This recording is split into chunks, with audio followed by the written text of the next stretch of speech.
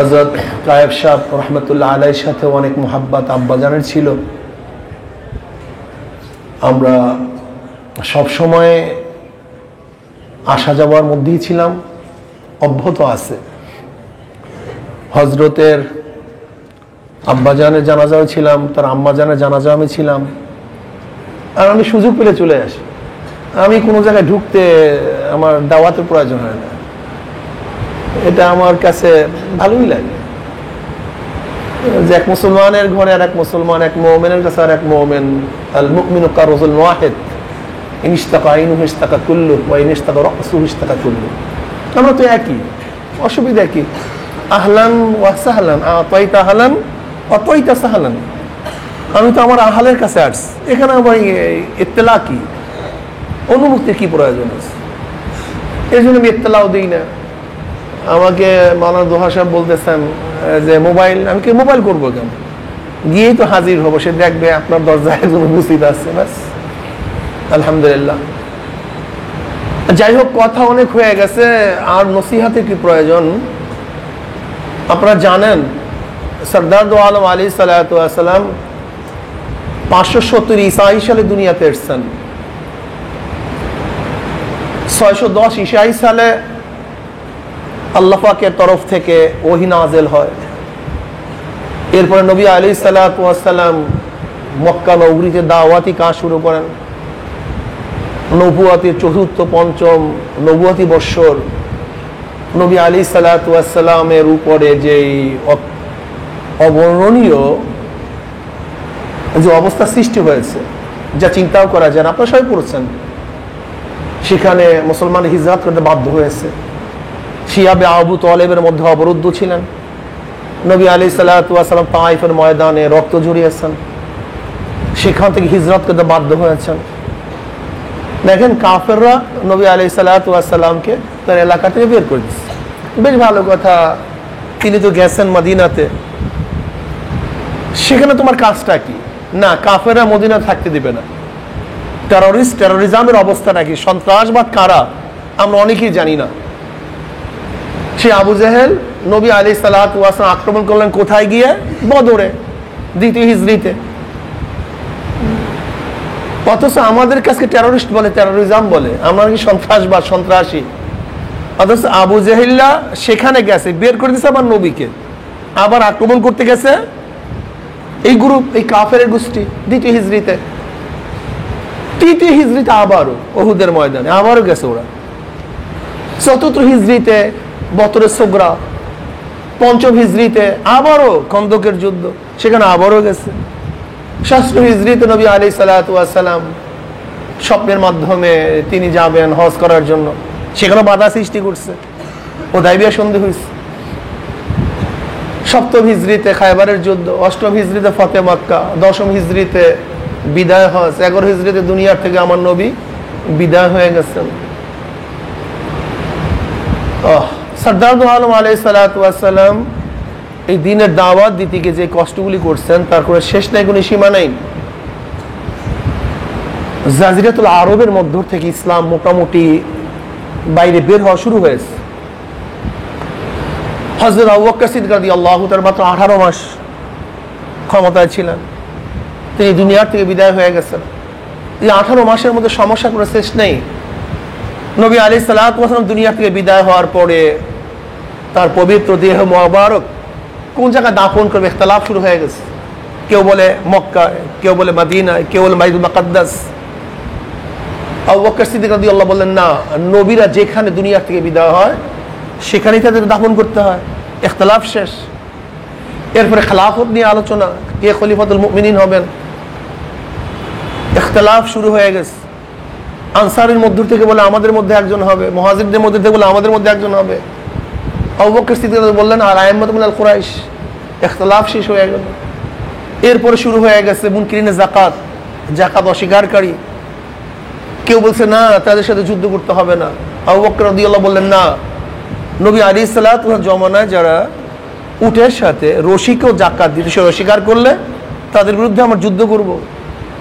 এরপর উসামা বিন যায়েদ রাদিয়াল্লাহু তাআলা আনহুকে 3000 সৈন্য নিয়ে নবী আলাইহিস সালাতু ওয়াস সালামের দুনিয়া থেকে বিদায় আসার আগেই তিনি নিজে অগ্রসর হয়ে প্রেরণ করছেন ওসামা বিন যায়েদ রাদিয়াল্লাহু তাআলা, যার বয়স মাত্র 17 বছর। প্রতিমধ্যে শুনলেন নবী দুনিয়াতে বিদায় হয়ে গেছে, আবার ফিরে আসছেন। এরপরে আমার নবী বিদায় হওয়ার পরে তিনি যাবেন কি যাবেন না, ইখতিলাফ শুরু হয়ে গেছে, মতানৈক্য শুরু হয়ে গেছে। আবু বকর রাদিয়াল্লাহু বললেন, না, নবী আলাইহিস সালাতু ওয়াস সালাম যাকে প্রেরণ করছেন আমি অবশ্যই তাকে প্রেরণ করব। সাহাবারা বলছেন, না, বড় কোনো যোদ্ধাকে দেন, ওমর ইবনে খাত্তাবকে দেন, আলীউল মুর্তজাকে দেন, খালিদ বিন ওলীদের মতো যোদ্ধাদেরকে দেন। কিন্তু আবু বকর রাদিয়াল্লাহু বললেন, না, নবী আলাইহিস সালাতু ওয়াস সালাম যাকে নির্ধারণ করছেন তার বয়স যতই অল্প হোক না কেন তাকেই পাঠাতে হবে, অন্য কাউকে না। সুন্নাতের উপরে বরকরার ইস্তেকামত, কারণ তিনি জানেন মুসলমানদের বিজয় কোনোদিন আধিক্য, যোদ্ধা, অর্থ, বাহ্যিক সরঞ্জামের মাধ্যমে হয় না। মুসলমানদের বিজয় সবসময় আল্লাহ পাকের রহমতের মাধ্যমে হয়। আবু বকর জানতেন, এর জন্য তিনি কি বলছেন, না, অন্য কাউকে না, তাকেই প্রেরণ করতে হবে। ব্যাস, এরপর কি হলো, মুসলমান কাজ্জাব, মিথ্যা নবুয়তি দাবি করছে ইয়ামামার মধ্যে। সেখানে আবু বকর রাদিয়াল্লাহু তাআলা সৈন্য প্রেরণ করলেন, মুসলমানরা শহীদ হলো, শয়তান দুনিয়া থেকে বিদায় হয়ে গেছে, আবু বকর দুনিয়াতে বিদায় হয়ে গেল, মাত্র 18 মাস। কিন্তু ঝামেলার কোনো শেষ ছিল না। কিন্তু তিনি ভিত্তি স্থাপন করছে, প্রত্যেকটা খুঁটাকে মজবুত করছে। আবু বকর রাদিয়াল্লাহু তাআলা যদিও খেলাফতের আমলে বিজয় বেশি করতে পারেন নাই, কিন্তু খুঁটি মজবুত করে ফেলছেন, ভিত্তি স্থাপন করছেন, উসুল ঠিক করছেন, মূলনীতি ঠিক করছেন। ওমর ইবনে খাত্তাব রাদিয়াল্লাহু আসছেন, এরপর বিজয়ের পালা শুরু হয়ে গেছে। মাত্র 10 বছর 6 মাস 5 দিন 6 দিন এরকম, বাস অর্ধ জাহানের বাদশা। এরপর ওসমান গনি রাদিয়াল্লাহু তাআলা আনহু, আলী মুর্তজা রাদিয়াল্লাহু তাআলা আনহু। কিন্তু মুসলমানদেরকে ধ্বংস করার একমাত্র পন্থা পদ্ধতি কি ছিল? এতগুলো যুদ্ধের মধ্যে মুসলমানদের শাহাদাতের সংখ্যা কি ছিল? অথচ আলীউল মুর্তজা রাদিয়াল্লাহু তাআলা জমানায় জঙ্গে জামালে 10,000 মুসলমান শহীদ হয়েছেন, 1-2 জন না, কতজন? তাও কারা? সাহাবী এবং তাবিঈন, অনেক উচ্চ পর্যায়ের। জঙ্গে সিফিনে 90,000 মুসলমান শাহাদাত বরণ করেছেন, 1-2 জন না, 90,000। তার মানে গোটা ইসলামের যুদ্ধে যত মুসলমান শাহাদাত বরণ করেছেন, শুধু জঙ্গে জামাল এবং জঙ্গে সিফিনে তার চেয়ে অনেক বেশি মুসলমান শহীদ হয়েছেন। কারণটা কি? শুধু একজন, আব্দুল্লাহ বিন সাবা। এই আব্দুল্লাহ বিন সাবা একজন ইহুদির চর। এই একা আব্দুল্লাহ বিন সাবার কারণে গোটা মুসলিম জাতি ধ্বংস হয়ে গেছে, শেষ হয়ে গেছে। 1 জন 2 জন না। এই জঙ্গে সিফিনের পরের থেকে যে ইখতিলাফাত শুরু হয়ে গেছে, কিয়ামতের আগ পর্যন্ত ইখতিলাফ যাবে না। এই মুতাজিলি, মুআত্তিলি, জাবরিয়া, কাদরিয়া, শিয়া, আসনা ইশারাইয়া, এই যত ইখতিলাফাত, যত ফিরকা, খারিজি, রাফিজি, এই সব কিছু সূচনা জঙ্গে সিফিন থেকে। আজও চলতেছে, চলতে থাকবে। দেখেন, স্পেনের মধ্যে মুসলমানের শাসন ছিল 950 বছর, 950 বছর। কিন্তু আবু দাউদের কারণে গোটা স্পেন শেষ। মুসলমানের শাসন পাক মধ্যে ছিল 850, 900, 750 বছর, ঠিক না? অথচ মীর সাদেক, মীর জাফর, ঘসিদে বেগম, এদের কারণে এই দেশ কি হয়ে গেছে? শেষ হয়ে গেছে।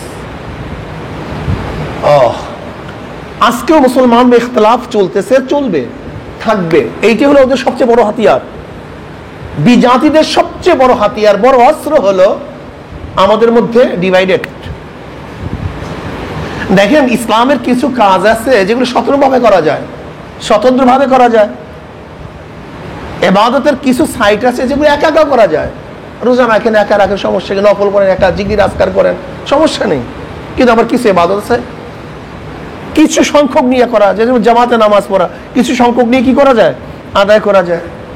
কিন্তু কিছু কাজ আছে যেগুলি না একা করা যায়, না ছোট্ট পরিসরে করা যায়, যে কাজটা করার জন্য বৃহত্তম একটা ঐক্যের প্রয়োজন, ঠিক না ভাই? দেখেন আমাদের পীর মুরিদি, আমাদের দাওয়াত, এগুলো ছোট্ট ছোট্ট অংশের মধ্যে করা সম্ভব।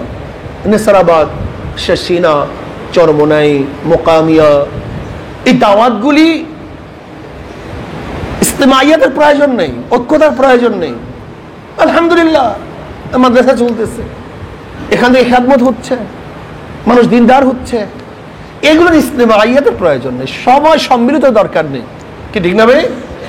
লেকিন আপনি এদেশ ইসলামী হুকুমাত কায়েম করতে গেলে, বাতিলদের মোকাবেলা করতে গেলে, শয়তানদেরকে দুর্বৃত্ত করার জন্য, ইসলামকে বিজয় করার জন্য এবং শয়তানের শক্তিকে পরাজিত করার জন্য বিচ্ছিন্ন হলে চলবে না। এখানে ইসলামাইয়াতের প্রয়োজন আছে। আমি কথাটা বুঝাতে পারছি? যেমন আমাদের এই দরবারের জন্য ইজতিমাইয়াতের প্রয়োজন নেই, চরমোনাই দরবার কাফেলা চলার জন্য ইজতিমাইয়াতের প্রয়োজন নেই, শর্ষিনা দরবার চলার জন্য ইজতিমাইয়াতের প্রয়োজন নেই। আলহামদুলিল্লাহ চলতেছে, চলবে, কোনো সমস্যা নেই। লেকিন আজকে যে ঘাদানি, এই যে খ্রিস্টানদের দালাল, ইহুদির দালাল, ভারতের দালাল, ব্রিটিশের দালাল, আমেরিকার দালাল, রাশিয়ার দালাল, এই ইসলামের দুশ্মনদেরকে প্রতিহত করার জন্য একা একা হবে না, কোন এক ছোট্ট কাফেলায় হবে না, ছোট্ট একটা জামাতে হবে না। এর জন্য দরকার বৃহত্তম ঐক্য, বৃহত্তম ঐক্য। দেখেন এই বৃহত্তম ঐক্যর জন্য একাকার হওয়ার দরকার নেই। সমস্যা চরমোনাই মাদ্রাসাবাদ, নেসারাবাদ মাদ্রাসাবাদ, শর্ষিনা মাদ্রাসাবাদ, সব মাদ্রাসা এক হওয়ার দরকার আছে, সব দরবারবাদ, সব দরবার এক হওয়ার দরকার আছে না। আমরা প্রত্যেকের জায়গার থেকে কাজটাকে আঞ্জাম দিতে পারি, যেহেতু কাজটা সম্মিলিত। আর সম্মিলিত কাজ সবাইকে সম্মিলিতভাবে করতে হবে। কিভাবে করবেন? উদ্দেশ্য এক, উদ্দেশ্য জায়গা ভিন্ন, উদ্দেশ্য এক, অবস্থান ভিন্ন, উদ্দেশ্য এক, কাজ ভিন্ন, উদ্দেশ্য এক। যদি আমাদের উদ্দেশ্য এক হয় তাহলে আমরা গোটা দুনিয়ার যেখানেই থাকি না কেন আমরা সবাই এক। আর যদি আমাদের উদ্দেশ্য এক না হয়, একই মঞ্চে থাকবো, একই সিটে থাকবো, একই পাশে বসবো, কুলুব সত্তা, কিন্তু আমাদের অন্তর এক না। অনেকেই ভাবি স্টেজে এক হলেই ঐক্য হয়ে গেলাম, এক জায়গায় বসলেই ঐক্য হয়ে গেলাম। না, দেখেন সরদার দু আলম আলাইহিস সালাতু ওয়াস সালাম এবং আবু জেহেল তো একই জায়গায় ছিল, তারা এক না ভিন্ন? এক না ভিন্ন? ভিন্ন। আবু জেহেল এবং আমার নবী একই জায়গায় ছিলেন না, কিন্তু তারা এক না ভিন্ন? কিন্তু ওয়াইসকুরুর রহমাতুল্লাহ আলী ইয়ামানে ছিলেন, আমার নবী কোনোদিন দেখানো নাই। আমার নবী আর ওয়াইসকুরুর রহমাতুল্লাহ এক না ভিন্ন? কারণটা কি? উদ্দেশ্য এক। ঠিক আমরা গোটা দুনিয়ার যেখানেই থাকি না কেন, যদি করে এক বিষয়ের উপরে আমরা সব এক হয়ে যাই, তাহলে আমরা সবাই এক। আমি এই কথা বলবো না যে নেসারাবাদ দরবারই থাকবে না, চরমোনাই দরবার থাকবে না, এই মাদ্রাসার দরকার নাই। না, আমরা প্রত্যেকের জায়গায় কাজ করতে থাকবো, প্রত্যেকের জায়গায় আমাদের দাওয়াতি মিশন চলতে থাকবে। কিন্তু যখনই সম্মিলিতভাবে কোনো কাজ করার প্রয়োজন, ঐক্য হওয়ার প্রয়োজন, তখন আমাদের ধাক্কাটা সবাই একত্রিত ভাবেই দিতে হবে। ভাই আপনি পাথর তুলবেন, এই ওয়েটটাকে তুলবেন কিভাবে? যেই পরিমাণে শক্তির প্রয়োজন, সেই পরিমাণে শক্তি প্রয়োগ না করলে সেখান থেকে উঠবে না। তাই বাতিলদেরকে তাদের জায়গার থেকে সরিয়ে দেওয়ার জন্য যেই প্রেসার ক্রিয়েট করতে হবে, যেইভাবে ধাক্কা দিতে হবে, সেই ধাক্কা না দেওয়া পর্যন্ত বাতিল শক্তি সেখান থেকে সরবে না, লড়বে না। এর জন্য আমাদের প্রয়োজন কি? এই যে ব্যাস আমরা প্রত্যেকের জায়গা থেকে আওয়াজ তুলব। তোমরা 116 জন আলেমদের নাম লিস্টি করলা কেন? তোমরা 1000 মাদ্রাসাকে চিহ্নিত করলা কেন? আসলে ওরা 116 জন আলেমকে লিস্টি করে নেই, ওরা গোটা দুনিয়ার আলেম থেকে লিস্টি করেছে। ওরা 1000 মাদ্রাসাকে লিস্টি করে নেই, ওরা গোটা দুনিয়ার মাদ্রাসাকে লিস্টি করেছে। ওরা 116 জন আলেমকে অপমান করে, অপদস্থ করে নেই, ওটা গোটা দুনিয়ার আলেমদেরকে অপদস্থ এবং লাঞ্ছিত করেছে। চিন্তা করতে পারছেন এরা কারা? হ্যাঁ, কাজী আমি আমার তোলাবাদেরকে বলবো, ওলামায়ে কেরামদেরকে বলবো, ওয়াতাসিমু বিহাবলিল্লাহি জামিআ ওয়া লা তাফাররাকু। কায়েস সাহেব হুজুর চেষ্টা করেছেন, অনেক ওলামায়ে কেরাম চেষ্টা করেছেন। আমরা হতাশ হই নেই। হতাশ হবো কেন? চেষ্টা চলতে থাকবে। অনেকে হতাশ হয়ে গেছে, পারি না, সম্ভব না, হবে না। আরে ভাই, হবে না সম্ভব না মানে কে ঐক্য হবে কে ঐক্য হবে না, এটা তোমার দায়িত্ব না। ঐক্য করার জন্য চেষ্টা করা আমার দায়িত্ব। ঐক্য হবে কি হবে না তোমার দায়িত্বই না। কি কথা ঠিক না? আমার কাজ এই কাজটা করার জন্য চেষ্টা করা, সাধনা করা। আস-সাইয়ু মিন্নি ওয়াল ইতমাউ মিনাল্লাহ। কাজী আমি সমস্ত ওলামাদেরকে বলবো, আজকে ঘাদানিরা ওরা আসলে আমাদেরকে জাগ্রত করছে, আমাদের সুপ্ত ঈমানকে জাগ্রত করছে, আমাদের সজাগ করে দিয়েছে। ইনশাআল্লাহ আমরা বিশ্বাস করি, আমি বিশ্বাস করি আজও যদি বাংলাদেশের সমস্ত ওলামায়ে কেরাম নয়, সমস্ত ওলামাদের দরকার নেই, কিয়ৎ সংখ্যক ওলামায়ে কেরাম, কিয়ৎ সংখ্যক ওলামায়ে কেরাম একত্রিত হয়ে যদি আমরা রাজপথে হুঙ্কার মারি, তাহলে ওরা দেশ থেকে পালাতে বাধ্য হবে ইনশাআল্লাহ। কিয়ৎ সংখ্যক, আমি বিশ্বাস করেন হযরত বলেছেন সবাই দরকার নেই, কিয়ৎ কিছু অংশ, সবাই এক হবে না, হতে পারে না। আর আমাদের মধ্যে দুর্বলতা কি জানেন? অনেকেই বলবে সরকার কোনো কিছু করবে না, এটা আমলে নেয় নেই, তো এটা গ্রহণযোগ্যতা নেই, ব্যাস শেষ। কিন্তু আপনি জানেন লিস্টি কি জিনিস? লিস্টি কি জিনিস জানেন আপনি? বিশাল বই ছাপিয়েছে, 2200 পৃষ্ঠা ব্যতীত ব্যাপী, 2200 পৃষ্ঠা, 1-2 পৃষ্ঠা না, 3000 টাকা মূল্য। আমরা নিয়ে আসছি, আমার নাম 4 নম্বরে, আমার ভাই 2 নম্বরে, সাজিদুর রহমান 2 নম্বরে, আর নুরুল ইসলাম উলিফুর সাহেব দামাত বারকাতুহুম 1 নম্বরে, আমি সিরিয়ালে 4 নম্বরে আছি। দেখেন ওরা আমাদেরকে ভয় দিতে চায়, ভীতি সৃষ্টি করতে চায়, ভয় পেয়ে যাব, লিস্টে দিছে দুদুকে তমুক তমুক। আমরা কি ভয় পাওয়ার জাতি কন্ত? যারা মৃত্যুর সাথে আলিঙ্গন করে, মৃত্যু তালাশ করে, মৃত্যু খোঁজ করে, কোথায় মৃত্যু আছে, কোথায় শহীদ হওয়া যায়, তাদেরকে মৃত্যুর ভয় দিয়ে কোনো লাভ নেই, আসলেও লাভ নেই। যারা সব সময় স্বপ্ন দেখে কখন ফাঁসিতে ঝুলি, তাদেরকে ফাঁসি রশি দেখিয়ে কোনো লাভ নেই। যারা সব সময় স্বপ্ন দেখে কোন যেন আবদ্ধ হয়ে যায়, তাদেরকে জেলের ভয় দেখিয়ে কোনো লাভ নেই। আমরা মৃত্যুর পরোয়া করি না, আমরা সবসময় আলিঙ্গন করতে চাই। উলিয়া আইয়ুহাল্লাযীনা হাদু ইন যাআমতুম আন্নাকুম আউলিয়াউ লিল্লাহি মিন দুনিন নাসি ফাতামান্নাউল মাউতা ইন কুনতুম সালিহিন ওয়া লা ইয়াতামান্নাউনাহু আবাদান বিমা কদ্দামাত আইদিহিম আল্লাহু আলিমুম বিয-যালিমিন। ইহুদিরা মৃত্যুর ভয় করতে পারে, কিন্তু মুসলমান মৃত্যুর ভয় করতে পারে না। কাজে আসুন আমরা সবাই বৃহত্তম কাজে ঐক্যবদ্ধভাবে কাজ করব।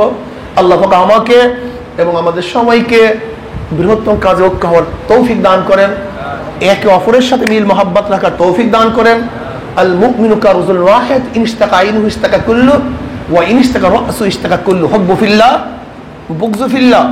আমাদের মহাব্বত আল্লাহর জন্য, আমাদের শত্রুতাও আল্লাহর জন্য। কাজে আল্লাহ পাক আমাকে এবং আমাদের সবাইকে কবুল ও মঞ্জুর করে নেন, আমার হযরতকে কবুল করে নেন, আরো বেশি বেশি দিনের খেদমত আঞ্জাম দেওয়ার তৌফিক আল্লাহ পাক আমাদের সবাইকে দান করেন, আর আমাদের সবার কলবকে আল্লাহ পাক এক করে দেন। আমিন। সুবহানাকাল্লাহুম্মা বিহামদিকা আশহাদু আল্লা ইলাহা ইল্লা আনতা আস্তাগফিরুকা ওয়া আতুবু ইলাইক।